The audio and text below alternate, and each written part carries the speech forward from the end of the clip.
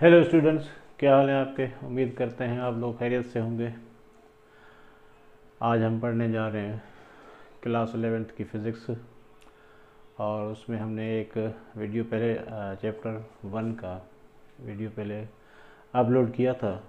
उसमें आपका जो फ़िज़िकल क्वांटिटीज़ और फंडामेंटल फ़िज़िकल क्वांटिटीज़ और ड्राइव फ़िज़िकल क्वांटिटीज़, तीसरा जो है वो आपके रह गए थे, जो हमने कहा था कि नेक्स्ट वीडियो में हम रखेंगे। वो है आपके सप्लीमेंट्री यूनिट्स हैं या सप्लीमेंट्री आपकी क्वांटिटीज़ हैं। तो वो आज हम करने जा रहे हैं, सप्लीमेंट्री क्वांटिटीज़ और उसके यूनिट। तो चलें हम अपना वीडियो शुरू करते हैं। सप्लीमेंट्री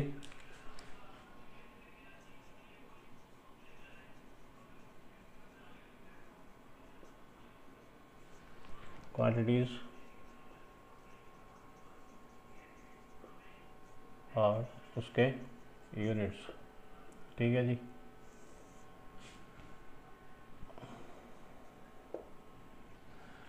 अच्छा, अब ये जो है वो दो हैं आपकी सप्लीमेंट्री क्वांटिटीज़। एक है आपका एंगल या प्लेन एंगल कह लें उसको,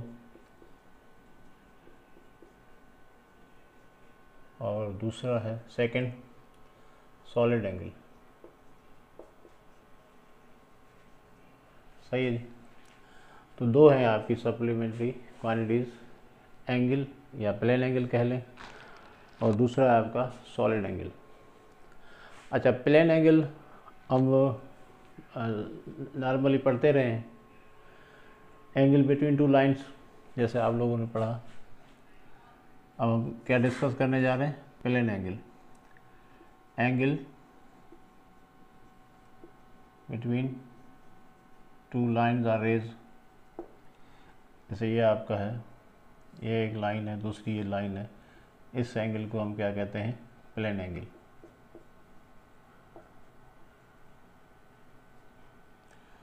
और इसका यूनिट आपने पढ़ते रहे हो आप अब तक, 9th में या 10th में आपने पढ़ा है, डिग्री भी पढ़ा है, और दूसरा आपने पढ़ा है रेडियन।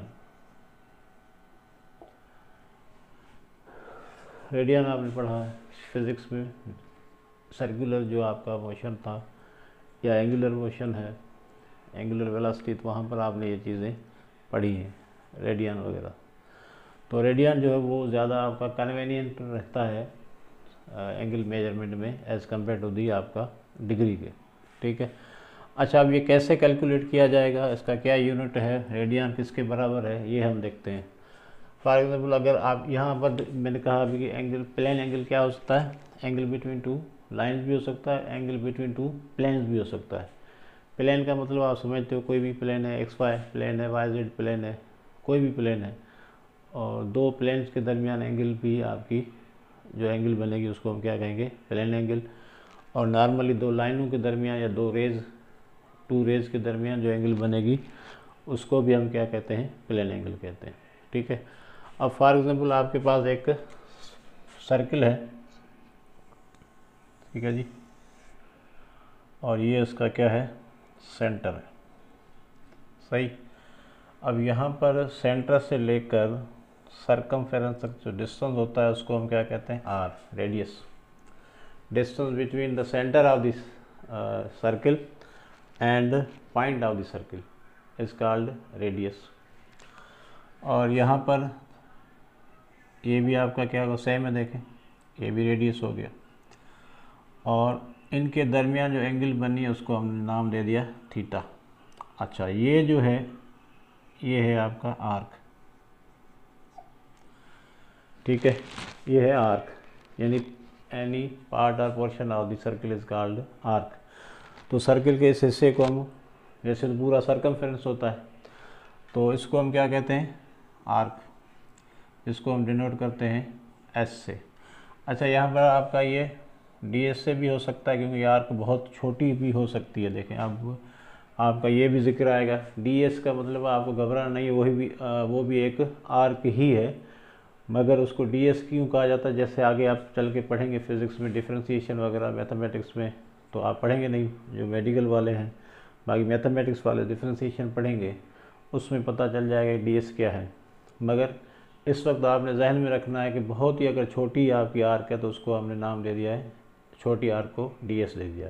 वैसे नॉर्मली हम आर्क को s से डिनोट करते हैं, तो यहाँ पर s से करें या आप ds से करें। अच्छा, अब यहाँ पर देखें हमने पढ़ा है कि भाई जो रेडियस आपका है, अब देखें यहाँ पर रेडियस डायरेक्टली प्रोपोर्शनल होता है किसके, s के। रेडियस डायरेक्टली प्रोपोर्शनल होता है r के। अगर हम देखें यहाँ पर, अगर मैं कहूँ सिंपली यहाँ पर लिख देता हूँ मिटा के, ये अभी आप नोट कर लें, अगर मैं इसका रेडियस बढ़ाऊँगा तो आर्क भी बढ़ेगी। देखो एंगल पे कोई फ़र्क नहीं पड़ेगा। देखो ये मैंने रेडियस थोड़ा बढ़ा दिया, यहाँ पर मैंने रेडियस थोड़ा बढ़ा दिया, अब जो आर्क बनेगी देखें ये वाले। अब ये S1 है और ये S2 है, सही है। ये R1 है और यहाँ से लेकर ये वाला जो बाहर वाला है वो क्या हो गया, R2 हो गया। ये यहाँ से लेकर ये आपका R2 हो गया। तो जैसे हमने रेडियस को बढ़ाया तो आर्क भी आपकी क्या हो गई, इंक्रीज़ हो गई। अब जैसे आगे बढ़ाते जाएंगे और बढ़ाएं आगे, ठीक है, तो आपका आर्क और बड़ा हो जाएगा, ठीक है। तो इसका मतलब है कि आर जो है वो आपका डायरेक्टली प्रोपोर्शनल किसके है, एस के।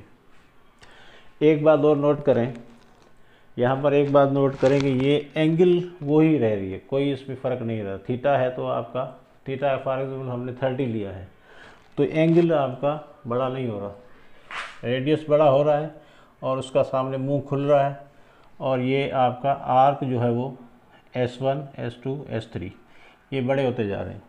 बड़े क्यों होते जा रहे हैं, क्योंकि रेडियस आपके एक्सटेंड हो रहे हैं तो उसके साथ आर्क भी आपका क्या हो रहा है, एक्सटेंड हो रहा है। मगर यहाँ पर नोट करें थीटा आपका चेंज नहीं हो रहा, वही का वही रहेगा।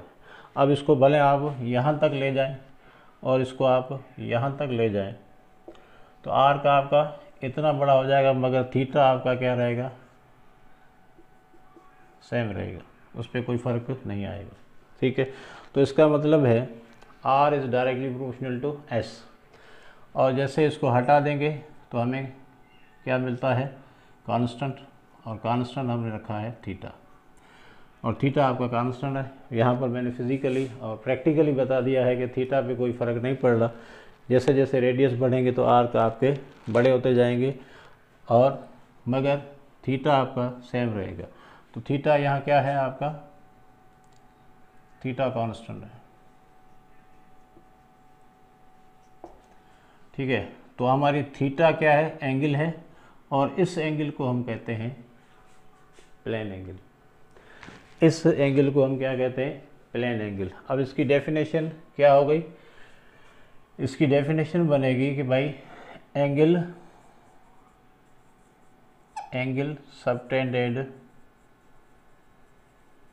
सबटेंडेड एट द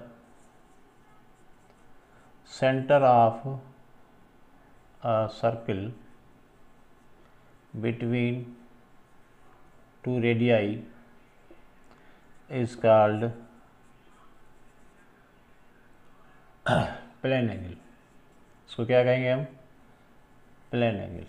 यानी अब आपने ये देखना फिगर, ये तो मैंने समझाने के लिए बताया कि भाई आपका यहाँ से लेकर ये आर इनके दरमियान जो एंगल है वो थीटा है, और ये क्या है आपका एस है। अब इसको हम मिटा देते हैं सबको, एस है, और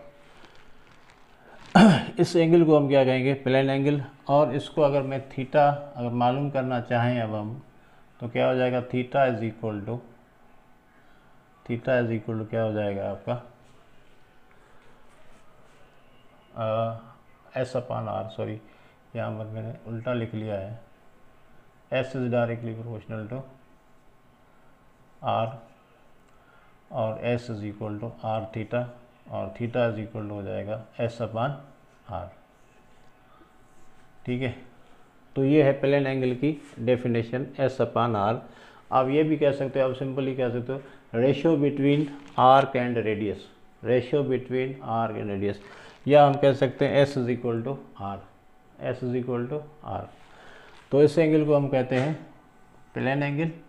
अच्छा, अगर यहाँ पर देखा जाए तो भाई एस का यूनिट भी एम है और आर का यूनिट भी एम है। तो अगर इसको हम सॉरी डायमेंशन की बात हो रही है, तो डायमेंशन यहाँ पर क्या हो जाएगा, एम एम में कैंसिल, डायमेंशन इसका नहीं होगा। तो ये आपका एंगल जो है वो क्या है, डायमेंशन लेस है,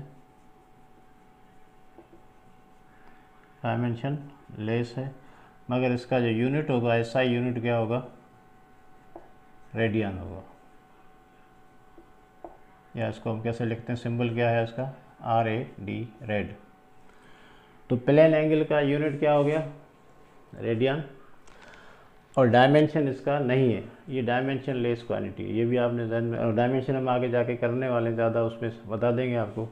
मगर इसको तो आप देख लें कि ये भी आपका लेंथ में आता है, ये भी लेंथ है, तो लेंथ में कैंसिल हो गया, इसका कोई डायमेंशन नहीं है। इतना अभी याद रखें, तो अगले लेक्चर में हम नेक्स्ट लेक्चर में आपको बता देंगे कि डायमेंशन किस तरह निकाले जाते हैं। ठीक है, तो अभी आपने जहन में रखना ये डायमेंशन लेस है और इसका यूनिट क्या है, रेडियन। ठीक है जी। तो सिंपली आपका प्लेन एंगल का डेफिनेशन क्या हुआ, angle subtended at the centre of the circle. Circle के सेंटर पे जो एंगल बनती है उसको हम कहते हैं प्लेन एंगल। और इसका फार्मूला क्या है, एस अपान आर, यानी आर का पान रेडियस। अच्छा, अब हम आते हैं कि आपका ये 1 रेडियस किसके बराबर है। ठीक है, तो ये नोट कर लें, फार्मूला एस अपान आर, और इसका एसआई यूनिट क्या है, रेडियन है। इसको कैसे, सिंबल क्या है इसकी, आर ए डी, और ये डायमेंशन लेस है। ठीक है। अच्छा, अब हम क्या मालूम करने जा रहे हैं कि 1 रेडियन, यानी रेडियन को डिफाइन करने का तरीका बता रहे हैं। ठीक है, तो इसको मिटा दें। यह आपने पहले भी पढ़ा होगा 9th और 10th में, रेडियन वगैरह। तो यहाँ पर देखो ये एंगल आपका आ गया। चलो एक बार फिर आपको तस्वीर बना के, ये आपका सर्किल हो गया, और यहाँ पर देखें ये आपका आर, और ये आर, ये क्या है, एस है। थीटा किसके बराबर, यानी प्लेन एंगल किसके बराबर हो गया, एस अपान आर के हो गया, और इसका यूनिट क्या होगा, रेडियन। तो 1 रेडियन किसके बराबर होगा। अब 1 रेडियन की डेफिनेशन क्या बनेगी भाई, यहाँ पर ये बात जहन में रखना, अगर यहाँ पर सिचुएशन ये बन जाए कि आपका जो एस है, आर के, और वो बराबर हो जाए किसके, आर के। कंडीशन क्या है, अगर एस आपका आर के बराबर हो जाए, इक्वल हो जाए, तो उस वक्त जो एंगल बनेगी उसको हम कहते हैं 1 रेडियन। उसकी मेजरमेंट क्या होगी, 1 रेडियन की। दोबारा सुन लें, अगर आपका सिचुएशन इस तरह की बन रही है, ये थीटा है, ठीक है, ये प्लेन एंगल है। अब ये आर्क है, length of the arc, length of arc is equal हो जाए आर के, यानी रेडियस के, then theta will be 1 radian. सही है, समझ में आया। रेडियन क्या है, the plane angle between the 2 radius. ठीक है, अब इसको आप डेफिनेशन लिख ले, the plane angle between the 2 radii which cut off circumference equal in length of the radius of a circle. यानी आपका एंगल, प्लेन एंगल जो 2 रेडियस के दरमियान बनती है, और जाके सर्कमफेरेंस को कैसे काटे, इतना काटे कि वो एस जो है, यानी आर्क जो है वो किसके बराबर हो जाए, आर के बराबर हो जाए। यानी आर्क कितनी बने, रेडियस के बराबर बन जाए, तो उस वक्त जो एंगल बनेगी उसकी मेजरमेंट होगी 1 रेडियन। सही है, यानी ये वाला एस और ये वाला आर आपस में क्या हो जाए, बराबर हो जाए, तो उस वक्त जो प्लेन एंगल थीटा है उसकी मेजरमेंट कितनी होगी, 1 रेडियन होगी। सही है, आप कह सकते हो कि जब आपके 2 रेडियाई सर्कमफेरेंस को ऐसे काटें, सर्कमफेरेंस को ऐसे काटें कि जो उसकी आर की लेंथ है वो आर के बराबर हो जाए तो उस वक्त जो प्लेन एंगल बनेगी वो 1 रेडियन की बनेगी। तो 1 रेडियन को हम अगर ऐसे भी डिफाइन कर सकते हैं कि भाई ये किसके बराबर होता है, आपका 1 रेडियन बराबर होता है 180 अपॉन पाई। ये तकरीबन 57 पॉइंट आपका बनेगा, 57 पॉइंट मेरे ख्याल में आएगा 297। तो 1 रेडियन कितनी डिग्री के बराबर है, 57। अब देखें रेडियन को चेंज करने का फार्मूला बता रहा हूँ, ठीक है। तो 180 अपॉन पाई, अब जितना आपका रेडियन होगा उसको डिवाइड करते जाएंगे आप, ठीक है। तो 1 रेडियन की डेफिनेशन क्या बनी, 180 अपॉन पाई, 57.297 डिग्री, ठीक है। इसी तरह अगर 1 डिग्री को आपने चेंज करना है रेडियन में तो इसको उल्टा कर दें, pi upon 180 is equal to हो जाएगा, कितना हो जाएगा 3.14 होगा इसका, अपॉन में 180 को डिवाइड कर दें तो ये बनेगा आपका पॉइंट आपका 1.745 इंटू 10⁻⁻2 रेडियन, माइनस में ये तो ज़ाहिर है ये आपका इस तरफ होगा, ठीक है। तो ये हो गया आपका, इसकी डेफिनेशन हो गई, ठीक है जी। तो अब आपको समझ में आ गया, प्लेन एंगल की डेफिनेशन समझ में आ गई, angle subtended at the centre of the circle.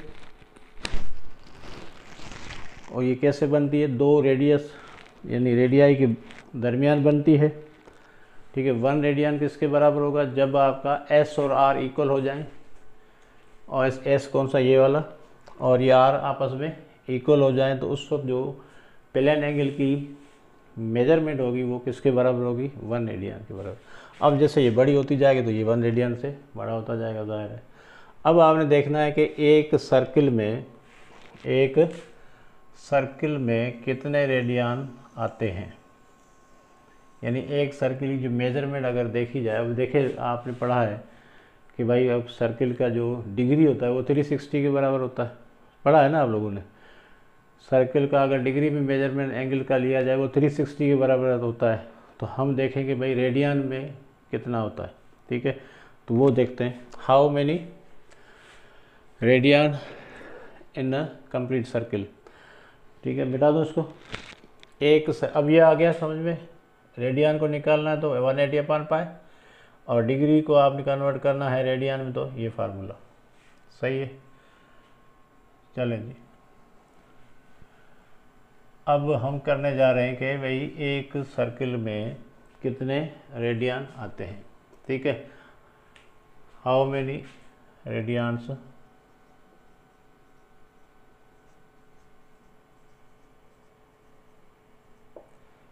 In 1 complete, भाई ये सर्किल, ये आपको पता है कि भाई एक डिग्री के हिसाब से सर्किल की जो मेजरमेंट होती है एंगल की वो कितनी होती है, आपका 360 होती है, वो डिग्री में है। अब हम मालूम करने जा रहे हैं किसमें, रेडियन में क्या होगी मेजरमेंट, ठीक है। तो सिंपली थीटा का फार्मूला क्या पढ़ा अभी आपने, एस अपॉन आर, सही है। तो आपको पता है भाई टोटल जो कंप्लीट सर्किल है तो आपने लिया एस किसके बराबर होता है, 2 पाई आर के, यानी मेजरमेंट ऑफ दी या distance length of the circumference कितनी होती है, 2 पाई आर। तो यहाँ पर रखेंगे हम theta is equal to 2 pi R upon R, R R में कैंसिल हो गया, तो थीटा इज इक्वल हो गया आपका 2 पाई, ठीक है। तो डिग्री के हिसाब से 360, रेडियन के हिसाब से, सॉरी यहाँ रेडियन लिख दें, रेडियन के हिसाब से कितना होगा, 2 पाई। यानी अगर मेजरमेंट ली जाए रेडियन में तो सर्किल के एंगल की जो मेजरमेंट कितनी होगी, 2 पाई होगी। डिग्री में लिया जाए तो कितना होगा आपका, डिग्री में प्लेन एंगल कितनी बनती है, 360 डिग्री, क्योंकि पाई की वैल्यू कितनी होती है, पाई 180 के बराबर है। तो यहाँ पर 180 से मल्टीप्लाई करेंगे तो कितना आ जाएगा, 2 इंटू 180 इज इक्वल टू कितना हो जाएगा, 360 डिग्री, ठीक है। पाई 180 के बराबर है, पाई अपॉन 2 कर देंगे तो 90 के बराबर हो जाएगा। ये रेडियन है, ये डिग्री है, ठीक है भाई। और 2 पाई किसके बराबर हो जाएगा, 360 के बराबर हो जाएगा। तो ये जो अभी फार्मूला बताया था उसके हिसाब से आप कैलकुलेट कर सकते हो। पाई अपान 4 किसके बराबर हो जाएगा, 45 के बराबर हो जाएगा। तो ये आपका रेडियन में है और ये आपका किस में है, डिग्री में है। कन्वर्ट कर सकते हो आप, ये 10th में आपने ट्रिग्नोमेट्री में भी किया होगा, सही है। तो ये था आपका कि एक सर्कल को अगर एंगल के हिसाब से हम मेजरमेंट करें तो कितने रेडियन की एंगल बनती है, 2 पाई की। और ये आपको पता है बचपन से कि भाई डिग्री में करें तो टोटल मेजरमेंट ऑफ एंगल्स जो होती है, सम ऑफ दी कंप्लीट सर्कल का वो कितना होता है, 360 डिग्री में होता है। और रेडियन में कितना होता है, 2 पाई होता है। ये हो गया आपका प्लेन एंगल। अब दूसरा जो है आपका हुआ है सॉलिड एंगल। ये बड़ा कुछ नया है आपके लिए, सॉलिड एंगल।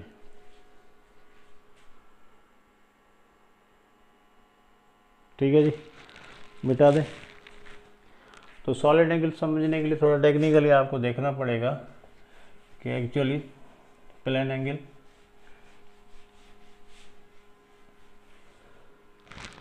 सॉलिड एंगल क्या है।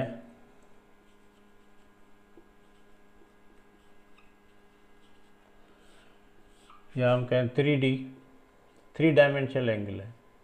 ये एंगल क्या हो गया आपकी, 3 डायमेंशनल एंगल। अब 3 डायमेंशन का बताया आपको कि भाई मुकम्मल तौर पे आपको चीज़ नज़र आ, जैसे ये अभी आपको 3 डायमेंशन एक्स वाई जेड तीनों में नज़र आए, यानी आपका मुकम्मल तौर पे आपका नज़र आए। जैसे ये देखें, अब मेरा हाथ है तो आपको क्या नज़र आ रहा है, इस तरह मैंने जोड़ के रखा हुआ है।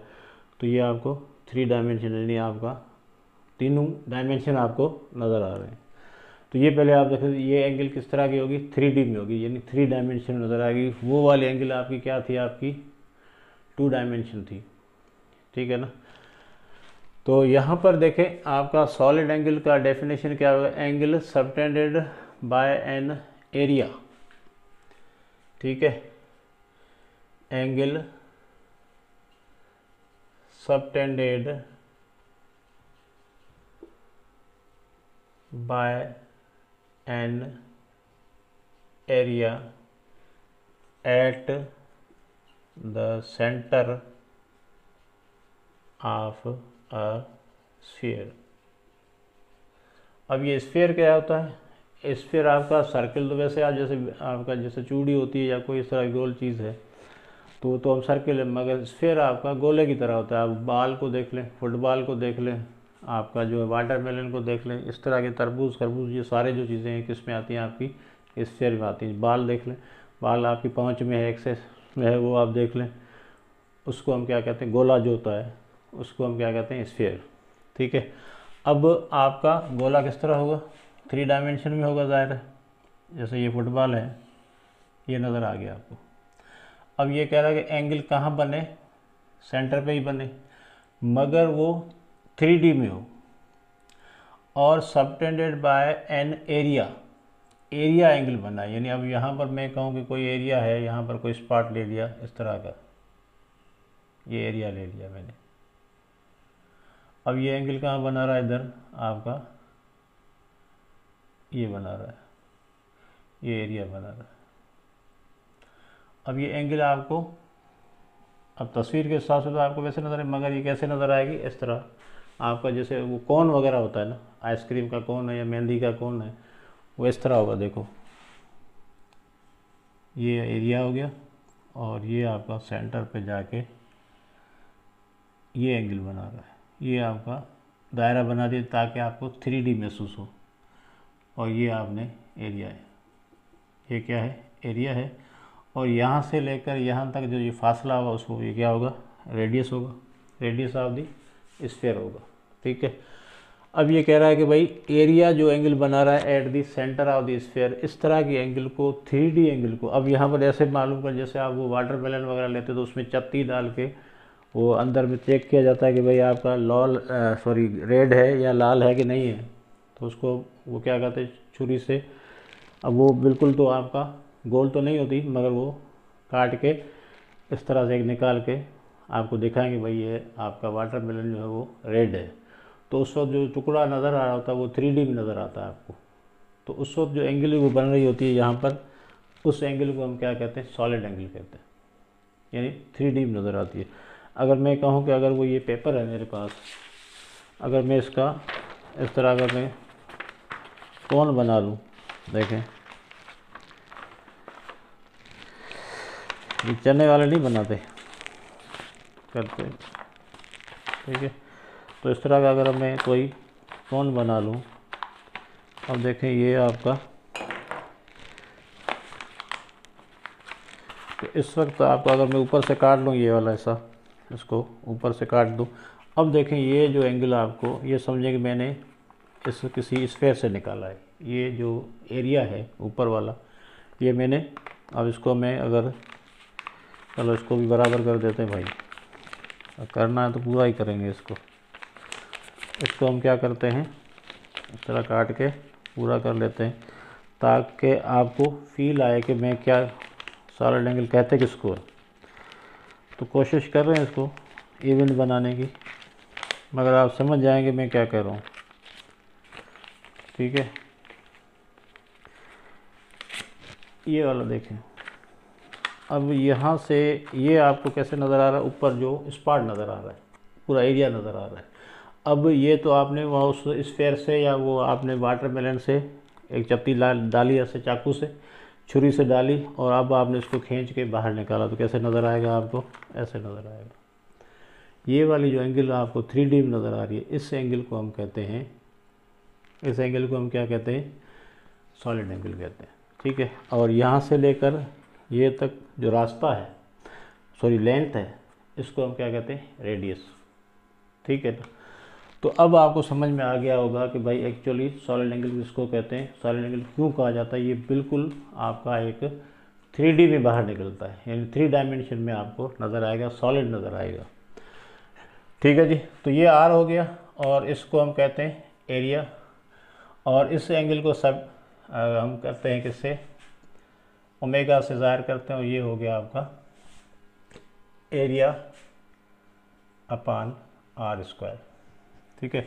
The angle subtended bye an area at the centre of the sphere, the angle subtended bye an area at the centre of the sphere is called solid angle. और इसको हम कैसे लिखेंगे, फार्मूला क्या है इसका, ए अपान आर स्क्वायर। ए area है, ये वाला एरिया जो अभी मैं दिखा रहा था ऊपर वाला, चत्ती पूरी जो बाहर निकाली है, ठीक है ना। यहाँ पर तो आपको वाटरमेलन में ये वाटरमेलन का ही टुकड़ा नज़र आएगा ऊपर से, और ये यहाँ पर जो एंगल बन रहे हैं इसको हम कहते हैं ओमेगा, और ये ओमेगा किसके बराबर है, ए अपान आर स्क्वायर है। और इसका ऐसा यूनिट क्या होगा, स्टेरेडियन, उसका रेडियन था इसका स्टेरेडियन, और इसका जो सिंबल है वो एस आर है, सही है जी। और ये भी आपका डायमेंशन लेस है, क्योंकि ये एरिया भी आपका मीटर स्क्वायर है, और ये भी आपका मीटर स्क्वायर होगा, ये आपस में कैंसिल हो जाएगा, ये डायमेंशन लेस है, सही है जी। तो ये भी आपका क्या है, डायमेंशन लेस है। फार्मूला आप याद कर लेना, ए अपान आर स्क्वायर, यानी आपका जो एरिया होगा वो आर स्क्वायर के बराबर होगा। अब ये समझें आप, एरिया किसके बराबर होगा, आर स्क्वायर के बराबर होगा। सॉलिड एंगल में जो एरिया ऊपर से आप काट के बाहर निकाल रहे हो ना, ऊपर वाला एरिया जो दिखेगा ना, जैसे अभी मैंने जहाँ दिखाया था ये वाला, ये आपको जो एरिया नज़र आ रहा है ये ऐसे नज़र आएगा, ठीक है ना। ये तो आपका पूरा हिस्सा ज़ाहिर है, यहाँ पे तो मैंने काट दिया है, मगर आपने किसी स्फीयर से निकाल दो, ऊपर ये ढका हुआ होगा, एक स्पॉट होगा, तो यहाँ से ये जो एरिया है वो किसके बराबर होगा, इस रेडियस के, यानी ये जो रेडियस है ना, ये रेडियस है, देखो ये यहाँ से लेकर यहाँ तक ये आर है, इसके स्क्वायर के बराबर होगा। ये वाला एरिया इसके आर स्क्वायर के बराबर होगा। तो फॉर एग्जांपल अगर मैं कहूँ कि अगर आपका आर कितना है, 2 सेंटीमीटर है, तो एरिया कितना बन जाएगा, 4 सेंटीमीटर स्क्वायर, सिंपल। अगर आपका आर है 3 सेंटीमीटर, तो ए कितना हो जाएगा, 9 सेंटीमीटर स्क्वायर। तो एरिया कितना होगा, स्क्वायर ऑफ दी रेडियस के बराबर। तो इसको अब इस तरह आपने ध्यान में रखना है, ठीक है। और इसका जो यूनिट क्या होगा, स्टेरेडियन, एस आर से लिखा जाता है। ये डायमेंशन लेस क्वांटिटी है, डायमेंशन लेस। अब डायमेंशन के बारे में अभी देखें, अब आगे चल के डिस्कस कर रहे हैं आगे वाले टॉपिक्स में, तो इस वक्त सिर्फ आपने ध्यान में रखना है, उस बाद में भी जिक्र करेंगे इसका, ठीक है। अच्छा, अब यहाँ पर देखें ये आपका हो गया। अब आप चाहें तो कितने स्टेरेडियन होंगे, यानी how many steradian in sphere, कैसे कितने होंगे, यहाँ पर इस तरह के कितने आपके ये बन सकते हैं, इस तरह के कौन, ठीक है ना, किस तरह कितने बन सकते हैं। तो यहाँ पर अभी आप फार्मूला डालेंगे भाई, ओमेगा इज इक्वल टू क्या है, A/r²। अब यहाँ पर ए क्या है, area of the surface area. A क्या है, ए है surface area of the sphere. A क्या है भाई, जो गेंद है, बॉल है, फुटबॉल है या गोला आपने लिया है, वाटर मैंने लिया, उसका पूरा सरफेस एरिया किसके बराबर होगा, ए कहा जाता है। और इसका फार्मूला आपने पढ़ा होगा 4πr², यानी एरिया ए किसके बराबर है, किसका एरिया, स्फीयर का, 4πr²। तो अब यहाँ रखेंगे 4πr², अपान में कितना हो जाएगा, r² में कैंसिल, तो ओमेगा किसके बराबर हो गया, यानी सॉलिड एंगल बराबर हो गया 4π के। 4π की वैल्यू कितनी है भाई, 3.14, तो ये हो जाएगा 412 और यहाँ पर 0.56 स्टेरेडियन, यानी एक स्फीयर में कितने स्टेरेडियन होते हैं, 12.56, और एक सर्कल में रेडियन कितने होते हैं, 2π होते हैं, आपने पढ़ा। एक स्फीयर में कितने स्टेरेडियन होते हैं, 12.56। एक सर्कल में कितने रेडियन होते हैं, वो आपने पहले लेक्चर में पहले एंगल में वो थे आपके 2π थे, सही है जी। तो ये था आपका टॉपिक, उम्मीद करते हैं आपको समझ में आ गया, इतना मुश्किल नहीं है। आपने सिर्फ देखें ये फार्मूले और ये कंसेप्ट ध्यान में रखना है कि भाई एरिया और ये एंगल है क्या, ratio between area of the sphere, surface area of the sphere and square of the radius, इतना तो याद कर सकते हो ना भाई। सॉलिड एंगल की डेफिनेशन के ratio between the area of the sphere and square of the radius, सही है। तो ये थे आपका प्लेन एंगल और सॉलिड एंगल के फार्मूले और उसके यूनिट, और दोनों ही डायमेंशन लेस है, मगर दोनों के आपके यूनिट हैं। प्लेन एंगल का रेडियन है और सॉलिड एंगल का क्या है, स्टेरेडियन है। तो मिलते हैं नेक्स्ट वीडियो में, तब तक अल्लाह हाफिज़।